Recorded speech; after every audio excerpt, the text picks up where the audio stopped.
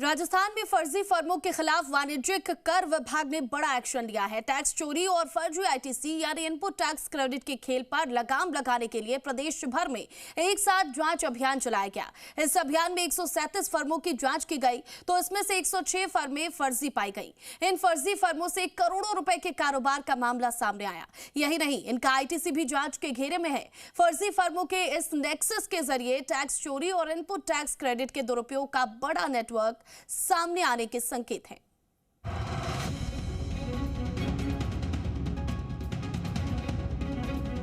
राजस्थान में फर्जी और संदिग्ध फर्म के खिलाफ वाणिज्यिक कर विभाग ने बड़ा अभियान चलाया।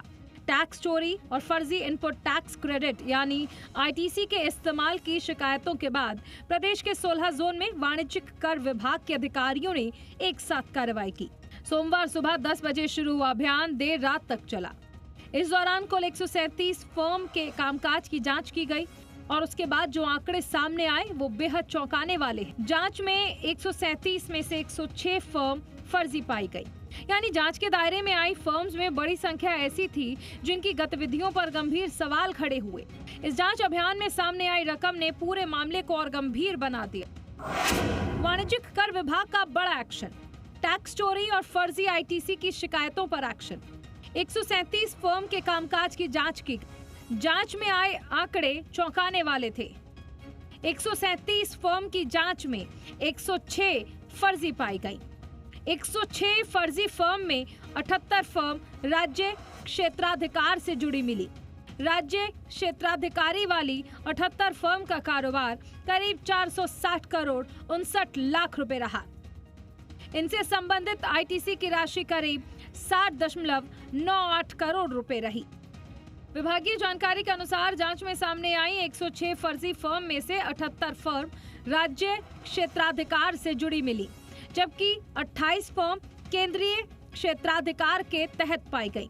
राज्य क्षेत्राधिकार वाली 78 फर्म का कारोबार करीब 460 करोड़ 59 लाख रुपए रहा और इनसे संबंधित आईटीसी की राशि करीब 60 करोड़ 98 लाख रुपए रही। वहीं केंद्र क्षेत्राधिकार वाली 28 फर्म का कारोबार करीब 87 करोड़ 57 लाख रुपए रहा और आईटीसी संबंधित राशि करीब 17 करोड़ 37 लाख रुपए रही। विभागीय जांच का दायरा सिर्फ फर्जी फर्म तक सीमित नहीं, सही फर्म में भी गड़बड़ी पाई गई। 31 वास्तविक फर्म की भी जांच हुई। इन फर्म का कारोबार करीब 18.93 करोड़ रुपए रहा। इनसे संबंधित 2 करोड़ 26 लाख का आईटीसी जांच में शामिल रहा। 31 वास्तविक फर्म में भी 25 फर्म राज्य क्षेत्राधिकार और 6 फर्म केंद्रीय क्षेत्राधिकार से जुड़ी। राज्य क्षेत्राधिकार वाली फर्म्स का कारोबार करीब 12.50 करोड़ रुपए रहा। केंद्रीय क्षेत्राधिकार वाली फर्म्स का कारोबार करीब 6.41 करोड़ रुपए रहा। विभागीय जांच का मामला सिर्फ फर्जी फर्म तक सीमित नहीं, जांच के दौरान 31 वास्तविक फर्म का परीक्षण किया गया। इन फर्म का कुल कारोबार करीब 18.93 करोड़ रुपए रहा, जबकि इनसे संबंधित करीब 2.26 करोड़ रुपए का आईटीसी जांच में शामिल रहा। इन फर्म के आईटीसी लेजर में करीब 77.45 लाख रुपए उपलब्ध थे और जांच के दौरान करीब 17.60 लाख रुपए की आईटीसी राशि ब्लॉक की गई।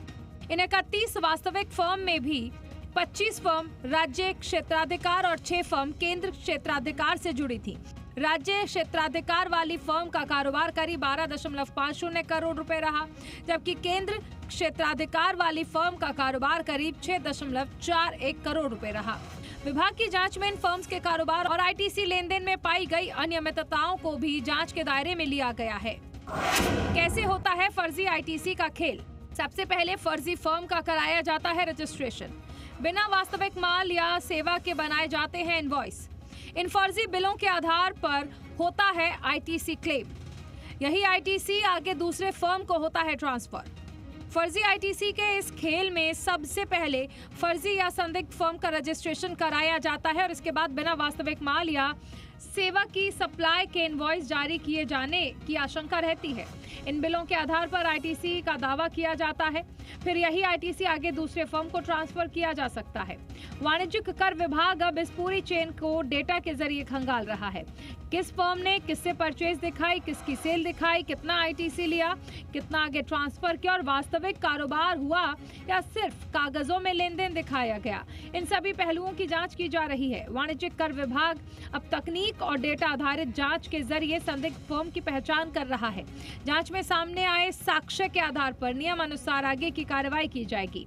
विभाग का कहना है कि कार्रवाई का मकसद सिर्फ टैक्स चोरी रोकना नहीं, बल्कि उन ईमानदार करदाताओं को भी संरक्षण देना है जो नियमों के मुताबिक अपना कारोबार कर रहे हैं।